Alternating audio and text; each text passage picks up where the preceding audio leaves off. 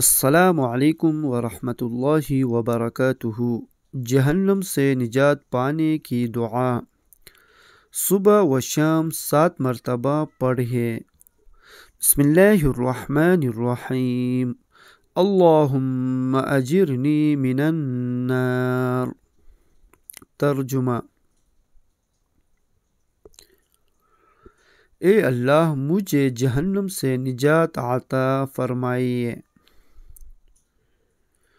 فضیلت: مسلم بن حارث تمیمی رضی اللہ عنہ فرماتے ہیں کہ رسول اللہ صلی اللہ علیہ وآلہ وسلم نے ان کے ساتھ سرگوشی فرمائی اور فرمایا کہ جب تم مغرب کی نماز سے فارغ ہو جاؤ تو 7 مرتبہ یہ دعا پڑھو۔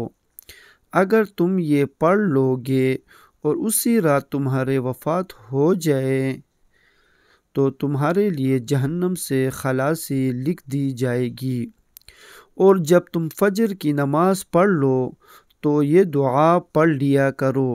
اگر تم ایسا کر لیتے ہو اور اسی دن تمہارا انتقال ہو جاتا ہے تو تمہارے لیے جہنم سے چھٹکارا لکھ دیا جائے گا۔ آمین یا رب العالمین برحمتک یا ارحم الراحمین۔